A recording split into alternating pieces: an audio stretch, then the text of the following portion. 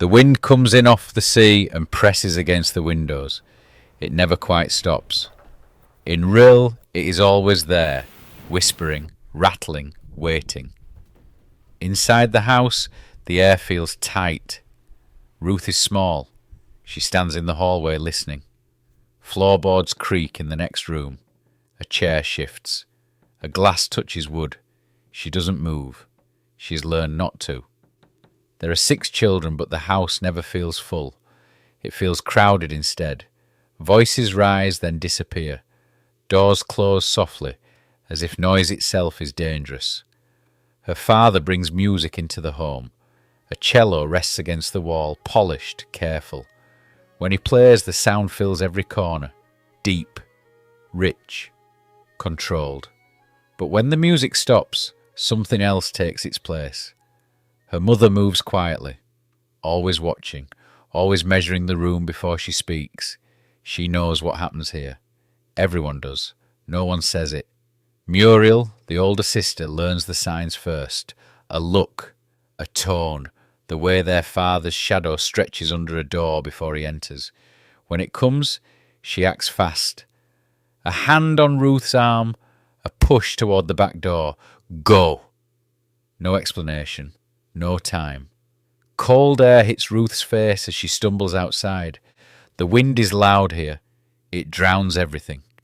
She stands in the dark, waiting, not knowing how long she'll be there, only that she cannot go back yet.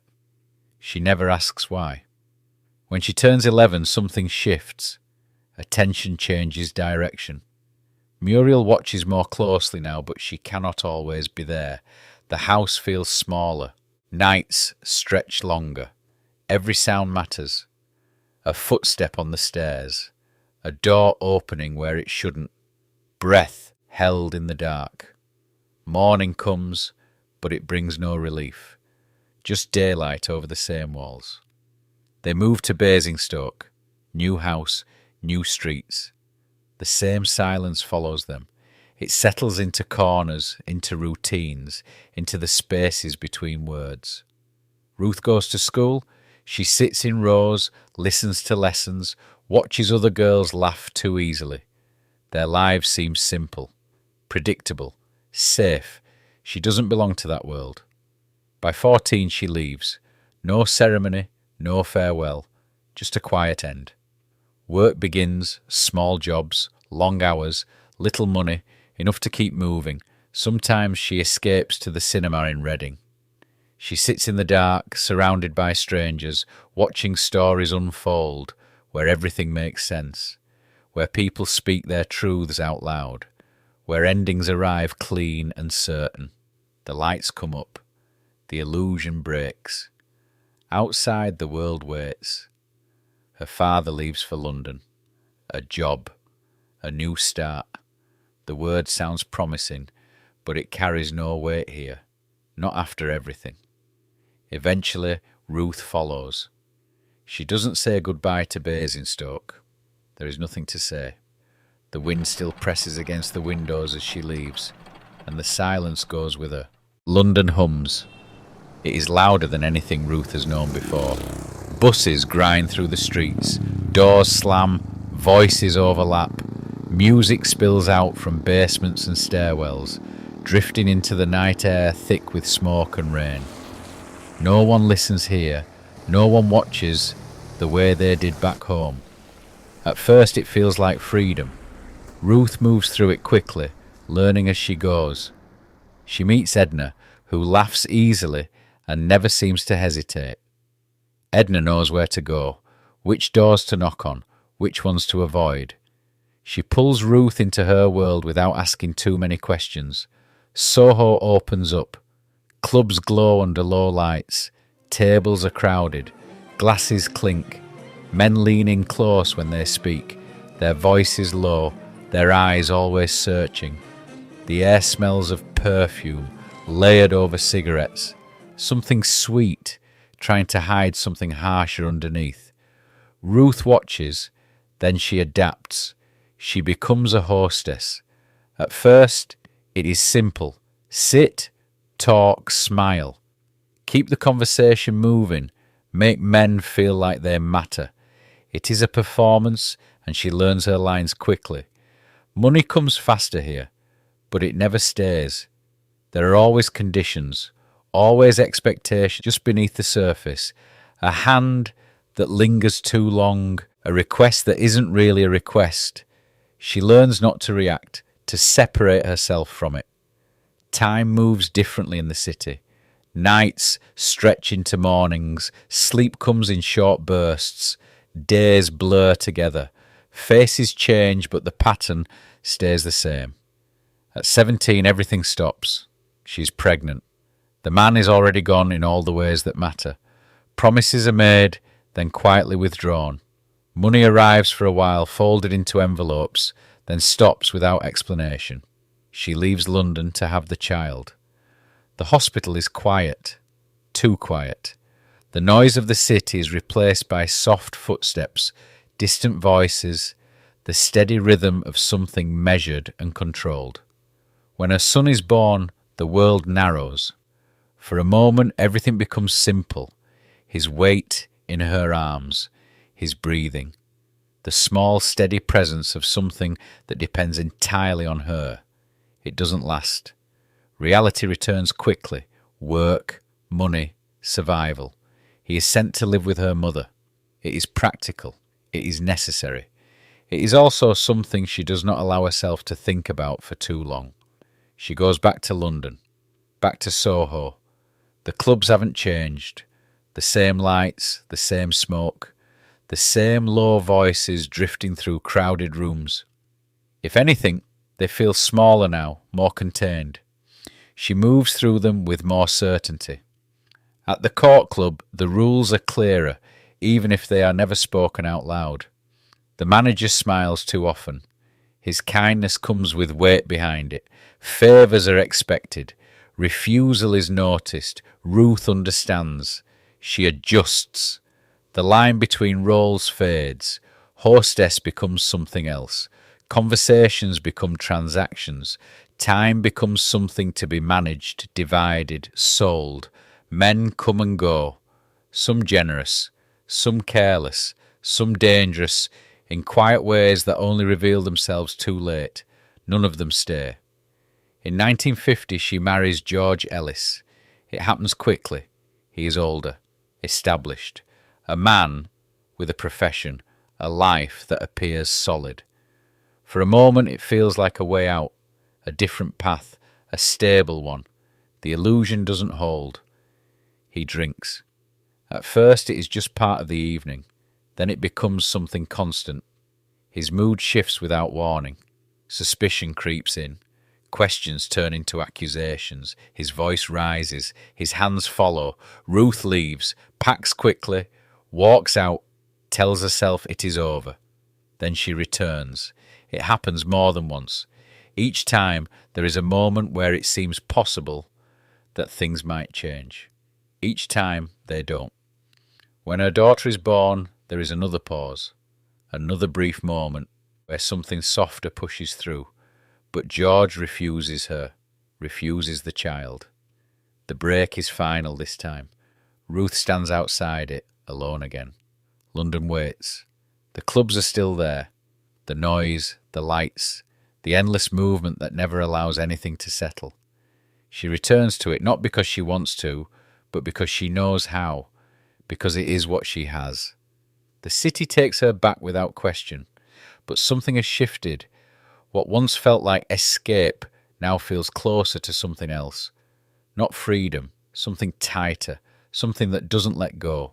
By 1953, Ruth is no longer drifting. She is running the little club in Knightsbridge.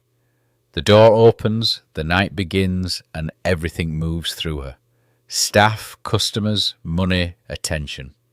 She stands at the centre of it, calm, controlled, always aware. It looks like she has climbed somewhere, but the ground underneath is still shifting. Men still orbit. Gifts arrive. Coats, jewellery, envelopes slipped quietly across tables. None of it settles anything. It just keeps the machine turning. Then David Blakely walks in. He doesn't hesitate. Not in the way he speaks, not in the way he looks at her. He belongs to another world, Racing circuits, fast cars, easy confidence. Within weeks, he is no longer visiting. He is there, in her flat, in her space. He moves in like it's already decided. Ruth lets it happen. He talks about the future as if it's certain. Marriage, change, a different life. He says it enough times that it starts to sound real. But there is always something off balance. He is engaged to someone else. He drinks too much. And he never stays still. The relationship moves quickly, then turns just as fast. Arguments come early, sharp, sudden, cutting through whatever calm is left. He disappears for days, then returns as if nothing has happened. Ruth waits, then stops waiting. She begins seeing someone else. Desmond Cusson. He is older, precise, controlled. He doesn't raise his voice, doesn't rush. He offers something Blakely doesn't. Structure, steadiness, a sense that things can be planned. Ruth moves into his flat. For a moment it feels like a decision, like she is choosing direction instead of being carried by it. But Blakely doesn't disappear. He comes back. Always. Calls late, turns up unannounced, pulls her back into the same cycle. Arguments, promises, apologies that don't last long enough to matter. Now there are two lives running side by side. Neither one holds. Blakely talks about marriage again, presses harder this time, as if saying it more often will make it true. Ruth agrees, but the words feel thinner now, stretched over something already cracking. Then January 1955. The argument starts like the others. Drink, accusations. The same ground covered again and again, but this time there is no slowing it down. The violence lands without warning, harder than before. Afterwards, there is a silence that feels different. The miscarriage comes soon after. It is final. Something closes in that moment. Not loudly, not visibly, just a shift, deep and irreversible. Whatever belief was holding things together is gone, but even that doesn't end it. Blakely continues, in and out, demanding, apologising, returning. The same pattern, tighter now, more desperate. Each meeting shorter, sharper, closer to breaking. Cusson remains steady, watching, present, offering control but never quite asking her to choose. Ruth moves between them, but the space is shrinking. There is no room left for delay. Every decision now feels like it is being made too late. Every moment carries what came before it. The past doesn't stay in place anymore. It follows her, into the club, into the flat, into every conversation that starts calmly and ends somewhere else. By April, the tension is constant. Blakely is still there, still close, still impossible to remove. Ruth no longer waits for things to change. She begins to act instead. Small decisions at first, quiet ones, movements that don't draw attention, but they are deliberate. For the first time in a long while, something is forming that isn't reaction. It is direction, and it is leading somewhere very specific. She can feel it now, not clearly, not fully, but enough to know it isn't going to stop on its own. The day feels ordinary. That's how it begins. Easter Sunday, April 10th, 1955. London moves at its usual pace. Cars pass, people talk, doors open and close. Nothing in the air suggests what is coming. Ruth is already in motion. She leaves early, purpose clear, even if unspoken. A taxi carries her through the city. Streets slide past the window. Familiar, distant, disconnected. She watches, but doesn't really see. She knows where she is going. Tanzer Road, a flat where she thinks he might be. When she arrives, the timing is wrong. A car pulls away just as she reaches the building. His car. She sees it, recognises it instantly. Too late, or maybe just in time. She pays the driver, steps out. The air is cool, still holding the edge of evening. For a moment she stands there, deciding. Then she moves. It's not far. A short walk. Enough time to turn back. She doesn't. The Magdala public house sits ahead. Lights on, voices spilling out into the street. The sound is ordinary. Laughter, conversation, the low hum of a Sunday night. His car is outside. Ruth stops. This is the point where everything could still change. Where she could turn around, walk away, disappear back into the city. She doesn't. She takes her place near the doorway of a newsagent's shop next to the pub, partly in shadow, waiting. Time stretches. People pass without noticing her. The door to the pub opens and closes. Light spills out, then disappears again. Voices rise, fall, overlap. She watches the car, nothing else. Then the door opens again. David Blakely steps out with a friend. They are talking, relaxed, unaware. He walks straight past her without seeing her, heading toward the car. For a second, everything slows. This is the moment. He reaches into his pocket, searching for his keys. Ruth moves. Her hand goes into her handbag. The metal is cold, solid, familiar. She pulls out the revolver. There is no hesitation now. The first shot cracks through the air. It misses. The sound shatters the street. Conversations stop. Heads turn. For a fraction of a second, no one understands what they are hearing. Blakely does. He turns, sees her, and runs. Ruth follows. The second shot hits. He collapses onto the pavement. The impact's sudden, heavy. The world narrows to that single point. Him on the ground, her standing over him.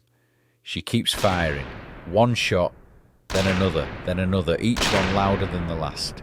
Each one final. The smell of gunpowder hangs in the air, sharp and immediate. Blakely doesn't move. Ruth pulls the trigger again. Nothing. She tries once more. The mechanism catches, then releases. The final shot fires into the ground, the sound echoing off the buildings. A ricochet, a cry from somewhere behind her. Then silence. Not complete silence, but a stunned, broken version of it. People frozen in place, no one quite moving yet, as if the moment hasn't caught up with them. Ruth stands still. The gun is still in her hand. She looks down at him, then up. Her voice is calm. "Will you call the police, Clive?" The words hang in the air, almost ordinary against everything that has just happened. An off-duty policeman steps forward. He moves quickly now, the spell breaking. Ruth doesn't resist. "I am guilty," she says. "I'm a little confused." The revolver is taken from her hand. The street begins to move again. Voices return, louder now, urgent, overlapping. Someone runs, someone shouts. The scene fractures into motion. But Ruth remains still. As she is led away, she doesn't look back. The night closes in behind her. What has been building for years, through houses, through cities, through men, and moments and choices, has arrived at this single point. There is no movement left now, only consequence. The cell is quiet. Not the restless quiet of the house in Wales, not the charged silence before an argument. This is something else. Controlled, measured, every sound belongs where it is. A key turns somewhere down the corridor. Footsteps pass, then fade. Ruth sits still. The noise of the street is gone now. The lights, the voices, the movement. It has all been stripped away. What remains is structure, routine, the system closing around her. At the police station she's calm. Too calm, some think. She speaks clearly. No confusion now, no hesitation. The words come easily, as if the decision has already been made, and everything after it is simply process. "I am guilty." Doctors examine her, questions are asked, tests are done. They look for something, instability, disorder, anything that might explain, might interrupt what is already moving forward. They find nothing. No insanity, no break from reality. Just a woman who knows exactly what she has done. The trial comes quickly. The Old Bailey, high ceilings, dark wood, the weight of history pressing down from every angle. People fill the room, press, public, all waiting. Ruth stands in the dock, black suit, white blouse, hair set, composed. She does not try to soften herself, does not try to disappear. All eyes are on her. The case moves fast. It doesn't need long. The facts are clear. Witnesses speak. The sequence is laid out, step by step, each piece fitting neatly into place. There is no confusion here. Then the question comes. Simple, direct. When you fired the revolver at close range into the body of David Blakely, what did you intend to do? The room holds still. Ruth answers without pause. It's obvious. When I shot him, I intended to kill him. There is no way back from that. The words settle over the court like a final weight. The jury leaves. They return in 20 minutes. Guilty. The sentence is already decided. It always was. Death. The system moves forward. Holloway Prison. Days pass, marked not by events but by routine. Meals, checks, silence, letters written, then stopped. Conversations that begin and end quickly, as if time itself is being rationed. Outside, something is building. People talk. Newspapers print her story. 50,000 signatures gather on a petition. Voices call for mercy, for reconsideration, for something to interrupt the process now in motion. Inside, Ruth does not join them. She tells her mother not to fight, but others do. Her solicitor writes to the Home Secretary. Pages of argument, reasons laid out carefully. Another attempt to slow what cannot be stopped. Behind closed doors, new details emerge. The gun, where it came from, who gave it to her, how it was used before that night. A story that suggests planning, not impulse, that sharpens the edges rather than softens them. It is passed upward, reviewed, considered, rejected. The decision stands. The system does not bend. The final night arrives without ceremony. The cell remains the same walls, the same controlled quiet. Time narrows now, each hour more precise than the last. A bishop visits. Words are exchanged softly, almost lost in the stillness. Outside the cell, everything continues as it must. Just before morning, something breaks the routine. A message, urgent, unexpected. A call claiming a reprieve. For a moment the process pauses. Checks are made. Calls returned. A flicker of uncertainty passes through the system. Then it resolves. A hoax. The pause ends. The time is reset. Footsteps approach. The key turns. The door opens. Ruth stands. There is no resistance. No delay. She walks. The corridor is short. The distance measured, controlled like everything else. The execution room waits at the end of it, prepared, exact. At 9:01 a.m, it is over. The system completes its task. No audience, no spectacle. Just a final act carried out behind closed doors. Afterwards, the world outside reacts. Anger, debate, questions that grow louder with each retelling. Newspapers call it something else now. Not justice, but something colder, something older. The last woman executed in Britain. The phrase settles in. It does not end with her. It begins something. Doubts about the system, about certainty, about whether a line has been crossed that cannot be uncrossed. Voices that will not quiet this time. Years later, the law will change. But not here. Not now. Ruth Ellis is buried within the prison walls. No marker. No name for the public to find.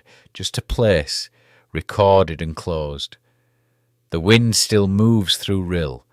The city still hums in London. Life continues, indifferent, unchanged on the surface. But something has shifted underneath. A question remains, not about what she did, that is clear, but about what was done in return, and whether, in the end, the system that judged her has to answer for itself.